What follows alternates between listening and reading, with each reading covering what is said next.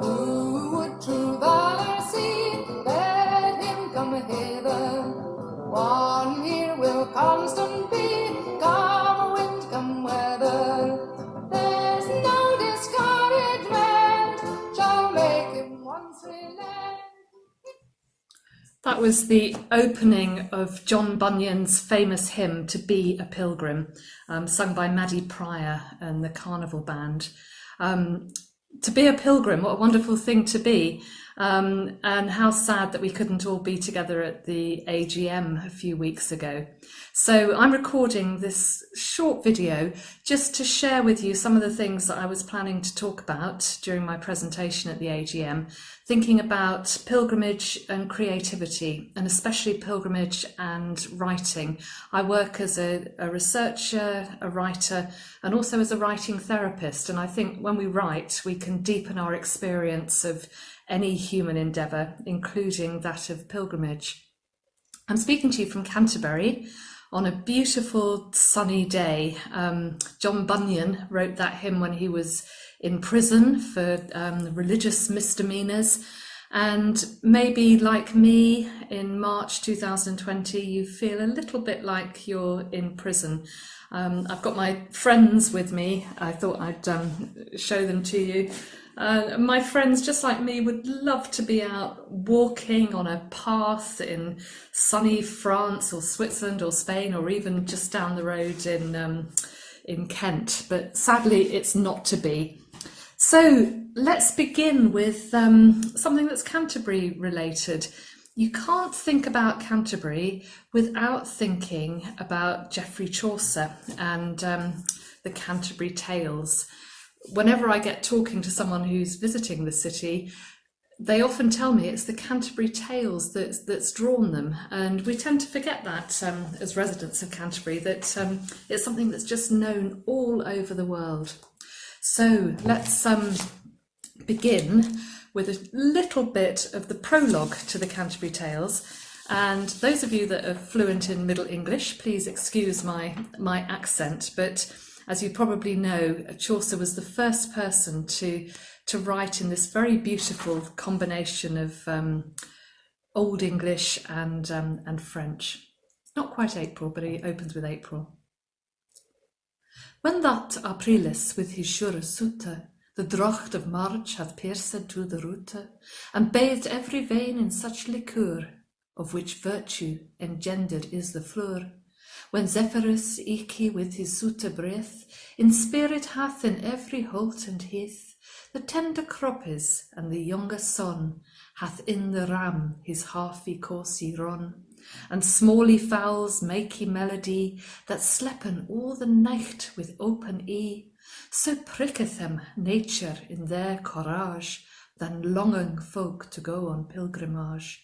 And palmers for to seeke strange strondes, to ferne halles couth in sondre londes, and specially from Canterbury they wend, the holy blissful martyr for to seek, that them hath holpen when that they were seek.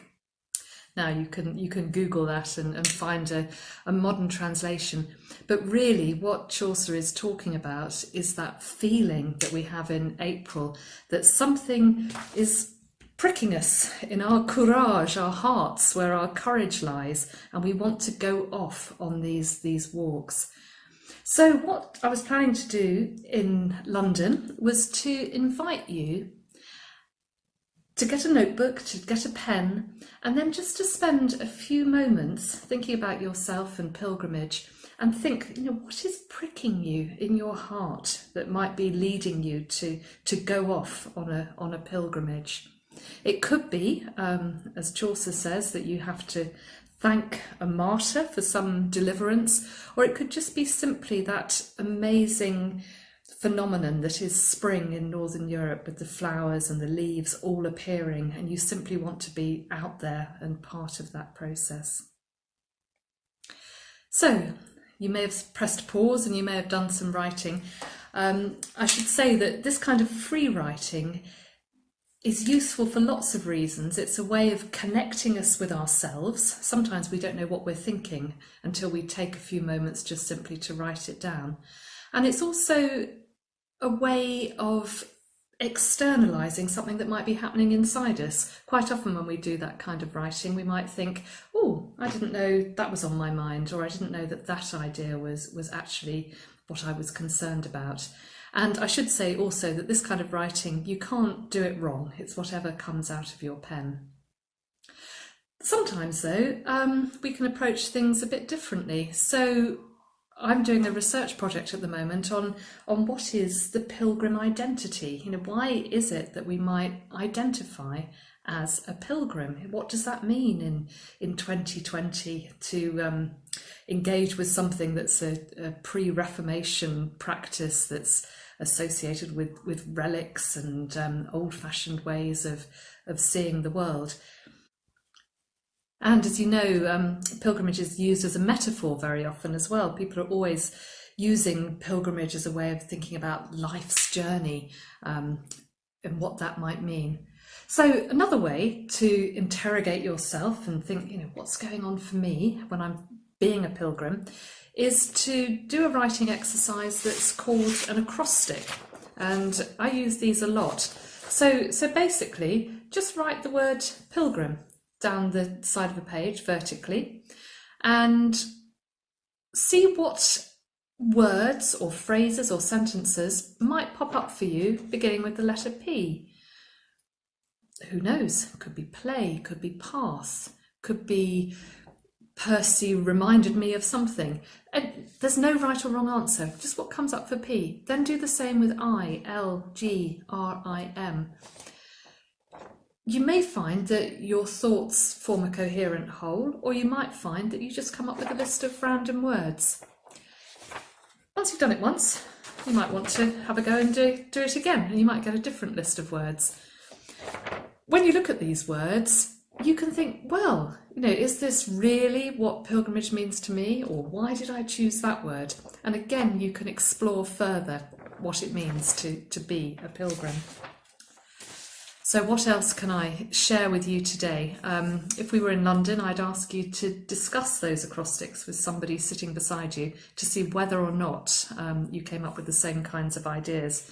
And you'd be surprised at how different these things can be, and also that there's likely to be some overlap. And I'd be very interested if you want to share with me what you came up with. I'll put my email address at the end. So, writing, creativity and so on. One of the ways in which we work as writers is we read a lot, that goes without saying. Very interesting pilgrimage memoirs out there, very, very different again. Just going to show you a couple. A Long Way for a Pizza by Brian Mooney, former chair of the CPR. Yeah, Walking to Rome is from the UK. It's a very long way for a pizza. Lots of humour in this, lots of encounters with different individuals. A very different one that I'm just reading at the moment, again, Walking to Rome. A Pilgrimage to Eternity, from Canterbury to Rome in Search of a Faith. So this person isn't looking for a pizza so much as trying to reconnect with his Irish Catholic roots. Very, very different kind of book. There are many other books out there, and I do encourage you to read those and to engage with the person that's writing them. They've shared a lot from their soul, and you might enter into a conversation when you're walking with them. What would Brian think about this? What would Timothy think about this? So reading is a very good way of engaging creatively with your pilgrim self. Another way, of course, is to think about some of the aspects of pilgrimage. I'll show you my own book from the Camino, walking to Santiago. I came up with the title of the book Baggage, because it's a personal memoir about a marriage breakdown as well as an account of a walk. And it struck me that the word baggage in English has got all sorts of different meanings. So we talk about our emotional baggage. A difficult woman can be called a baggage. And there's also the idea of the baggage that we actually literally carry on our back, perhaps the most important one. And whenever you meet a group of pilgrims, there's always a lot of talk about the numbers of kilos and what you carry in that little pack. So that's another one. So what else have we got? The idea of journaling. If you go to Canterbury Cathedral, you can buy this little booklet for, I think it's £2. And this is a way of keeping a diary of your pilgrimage. And often people define the pilgrimage having different stages. This calling, as I said at the beginning, what's pricking you in your heart that's calling you to undertake a pilgrimage. Then there's the journey itself, after you've prepared, packed your... Then there's the arrival, what happens when you get somewhere. And then perhaps more challenging of all, the return. What happens when you come back? What do you tell people about it? Are people really interested? And what are the questions that still remain for you? Why is it that we then want to do another pilgrimage, which seems to be a very, very common experience? So I'm going to stop there. I hope I've given you some ideas. We could also talk about drawing a pilgrimage. We could talk about dancing a pilgrimage. Maybe there's a pilgrimage drama to be written.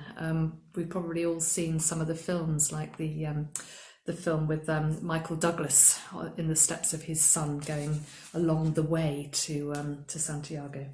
So I'll just finish by bringing in Maddie Pryor again with John Bunyan's wonderful song. Enjoy your pilgrimages.